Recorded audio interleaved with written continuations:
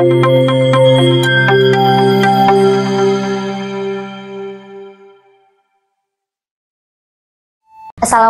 warahmatullahi wabarakatuh.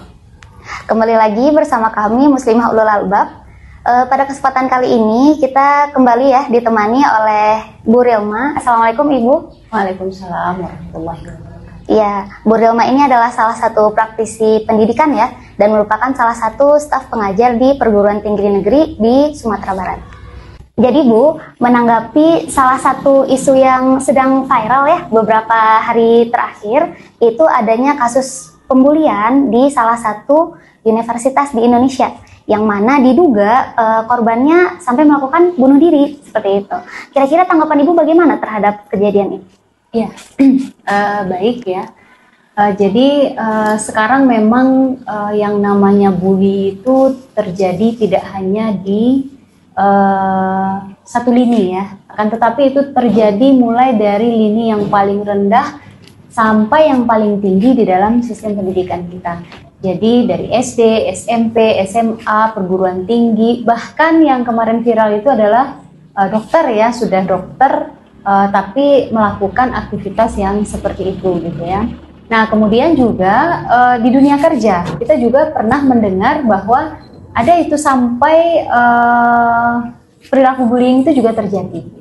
Jadi benar ya bahwa bullying atau mungkin kalau dalam bahasa lainnya itu adalah perundungan, itu memang sering terjadi, dan kasusnya itu kalau kita lihat dari tahun 2020 sampai sekarang itu trennya itu meningkat. Jadi tidak ada angka penurunan gitu. Jadi perundungan itu terjadi kenaikan gitu ya dari tahun ke tahun. Nah, mungkin seperti itu. Ya, nah menyikapi atau ketika kita melihat kasus yang dari tadi tahun ke tahun itu makin meningkat, kira-kira menurut Ibu itu penyebabnya apa deh? Kok bisa kasus perundungan tadi itu terjadi di dunia pendidikan seperti itu kan? Dan itu bahkan tidak menurun, tapi bahkan meningkat dari tahun ke tahunnya. Ya. Jadi kalau kita lihat gitu ya, kenapa gitu ya terjadinya yang namanya bullying atau perundungan ya. Nah itu yang pertama sebenarnya di dalam diri manusia ya, siapapun itu manusianya, itu ada yang namanya naluri ya. Nah naluri itu sesuatu yang fitrah yang diberikan oleh Allah gitu ya. Nah jadi ketika naluri itu, mungkin saya lebih spesifikkan lagi, itu adalah naluri untuk mempertahankan diri gitu ya. Maka ketika naluri itu keluar ya, maka penampakannya itu bisa bermacam-macam. Nah, kesalahan dalam melampiaskan atau mungkin dalam penampakan naluri ini, itu salah satunya adalah terjadinya yang namanya bullying atau semena-mena lah ya terhadap orang lain, yang itu mengakibatkan kehormatan orang lain itu menjadi hilang. Jadi kita mengenal ada bullying itu yang katanya berupa verbal, ada juga yang berupa fisik gitu ya, kekerasan dalam bentuk fisik gitu. Nah jadi bullying ini sebenarnya pada diri manusia memang ada yang namanya naluri, tapi naluri itu harusnya tidak dibiarkan gitu, tidak dipenuhi. Jadi misalnya ketika seseorang itu berpuasa, yaitu sesuatu penampakan dari naluri itu tadi. Cuman ketika berpuasa, seseorang itu harusnya ada yang mengendalikan, jadi tidak dibebaskan naluri itu. Nah kemudian yang kedua juga secara sistem pendidikan kita sekarang itu banyak diatur oleh pemikiran di dalam pendidikan ya, diatur oleh pemikiran seperti pemikiran kapitalis gitu ya, kemudian liberal gitu ya, sehingga perilaku-perilaku ketika adanya aturan gitu ya, itu dianggap sebagai pengekangan. Nah akhirnya terjadilah aktivitas-aktivitas yang itu sebenarnya sudah di luar batas gitu, tetapi dianggap itu adalah bentuk atau ekspresi dari kebebasan gitu. Nah kemudian yang ketiga gitu ya, kenapa bullying itu menjadi sesuatu yang tidak menurun gitu ya, karena memang secara kontrol dari masyarakat ya itu tidak terlalu berjalan gitu ya. Jadi ada pembiaran terhadap kasus-kasus bullying, bahkan ada kekhawatiran gitu ya ketika kasus bullying itu kalau dilaporkan misalnya. Nah kemudian juga tidak ada sanksi yang tegas gitu terhadap para pelaku bullying. Nah jadi mungkin itulah ya lebih kurang kenapa terjadi bullying dan kenapa faktanya sekarang itu terjadi peningkatan kasusnya dari tahun ke tahun. Mungkin seperti itu. Ya, berarti kalau kita simpulkan, itu adalah yang pertama karena adanya penyaluran Gorizah Boko yang salah ya Bu ya? Ya. Kemudian yang kedua tadi karena kita katakan sistem pendidikan ya, yang dia itu berpatokannya pada kapitalis, liberalis, seperti itu. Kemudian yang terakhir tadi karena tidak adanya kontrol atau lemahnya kontrol dari masyarakat, dari negara gitu kan, dan juga tidak adanya sanksi kepada para pelaku perundungan, seperti itu ya Bu ya? Oke. Nah kalau kita lihat Bu, kira-kira berarti kita tuh bisa melakukan apa gitu, atau solusi apa yang bisa kita berikan terhadap kasus ini gitu kan, karena bagaimanapun juga ini sebuah masalah, kita ingin dong ada jalan keluarnya. Nah kira-kira menurut Ibu seperti apa? Ya, jadi sebenarnya sebagai Muslim gitu ya, kita sebenarnya sudah dituntun dengan yang namanya syariat Islam atau aturan Islam, dan kita melakukan segala sesuatunya itu haruslah berlandaskan kepada akidah Islam. Jadi kalau di dalam Islam pendidikan itu dibangun berdasarkan akidah. Nah, akidah di sini berarti adanya seseorang itu beriman kepada Allah, dia takut dilihat oleh Allah, dia takut nanti dia akan ditanyai oleh Allah, maka segala aktivitasnya itu haruslah senantiasa mengingat bahwa dia itu akan dimintai pertanggungjawaban oleh Allah. Nah, jadi kalau di dalam sistem Islam gitu ya, pendidikan itu didasarkan kepada akidah Islam.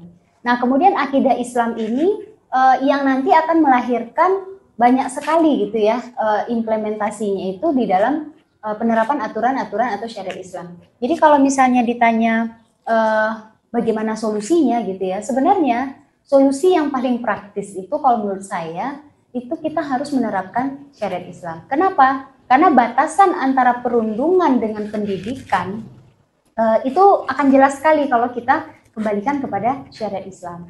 Nah, kalau di dalam syariat Islam gitu ya, misalnya anak-anak ketika dia dipukul, itu tidak bisa juga dikatakan anak-anak itu dibully. Lagi gitu dibully oleh orang tuanya, nggak bisa. Oleh orang tuanya atau oleh temannya atau oleh gurunya gitu ya. Akan tetapi di dalam Islam ada aturan yang mengatur bagaimana anak itu dididik gitu ya. Nah, tetapi ketika anak itu direndahkan kehormatannya, itu juga tidak boleh di dalam Islam gitu. Nah, berarti bullying itu intinya adalah dia itu tidak boleh merendahkan kehormatan orang lain. Jadi jangan beralasan bahwa ini pendidikan gitu ya. Ternyata di situ sudah merendahkan kehormatan dari seorang muslim. Nah, jadi misalnya seperti memperbudak orang lain, melebihi apa yang seharusnya dia lakukan misalnya gitu ya. Itu kalau tidak salah saya dengar dari kasus yang terjadi itu kan memang sudah sudah melewati gitu ya batas-batas yang itu dibenarkan oleh syariat Islam gitu ya. Nah, jadi yang pasti adalah mengembalikan sistem pendidikan kita itu berdasarkan akidah Islam. Yang kedua adalah dengan menerapkan syariat Islam secara utuh gitu ya. Dan yang ketiga itu adalah dengan memberikan sanksi ya, sanksi kepada pelaku perundungan itu. Jadi kalau di dalam Islam, kalau pelaku perundungan itu adalah anak-anak, ya kan kalau selama ini anak-anak kan tidak terjerat hukum, ya di bawah umur. Nah, jadi di dalam Islam justru anak-anak ini dia akan diberikan sanksi, tapi sanksinya itu lebih kepada orang tuanya, ya. Jadi orang tuanya itu diberikan tanggung jawab untuk mendidik anaknya ini, karena sudah melakukan misalnya tindakan yang merugikan atau merendahkan kehormatan orang lain atau menzalimi orang lain. Nah, kemudian yang kedua, jika dia orang dewasa, maka bisa saja nanti ditetapkan hukum oleh penguasa. Nah, kalau dalam Islam dulu, khalifah bisa saja menetapkan hukum gitu ya, melalui kodi gitu ya, atau orang yang akan memutus gitu ya, hukum terkait dengan adanya penganiayaan atau pelanggaran terhadap kehormatan orang lain. Kemudian juga di dalam Islam, kita diminta gitu ya untuk senantiasa melakukan aktivitas amar ma'ruf nahi munkar.